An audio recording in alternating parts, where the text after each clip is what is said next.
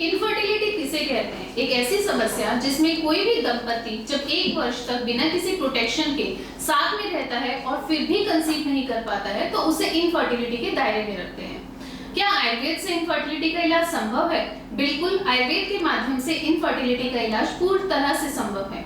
Infertility के जो भी इश्यूज रहते हैं, जो कॉजेज रहते हैं, आयुर्वेद उनको ट्रीट करता है और उसके बाद इनफर्टिलिटी की जो समस्या है उससे पेशेंट निजात पा जाता है। तो आखिर आयुर्वेद किन सिद्धांतों पर काम करता है?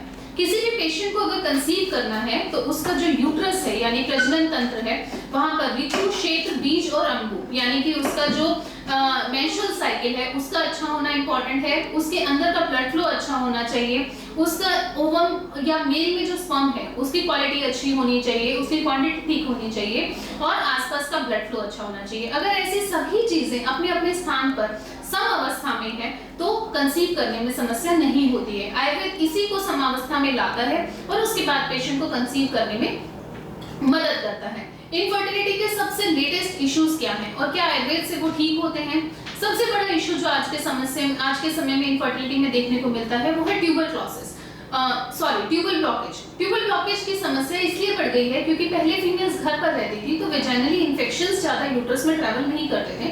जितने ज्यादा पब्लिक टॉयलेट्स यूज होते हैं योनि मार्ग के द्वारा यानी वेजाइना के थ्रू इन्फेक्शंस के ट्रैवल करने के चांसेस बढ़ जाते हैं, जिसकी वजह से ट्यूब्स में इन्फेक्शन होकर ट्यूब की ब्लॉकेज होने के चांसेस होते हैं।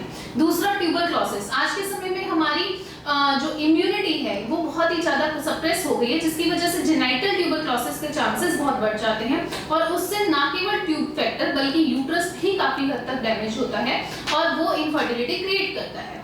इसके अलावा endometriosis, poor egg quality, PCOD की समस्या, लो ओवेरियन रिजर्व या फिर बहुत बार रिकरेंट एबॉर्शन होना, रिकरेंट वेजाइनल इन्फेक्शंस होना, ये सब वो समस्या हैं जो कि इनफर्टिलिटी के मूल कारण बने हुए हैं।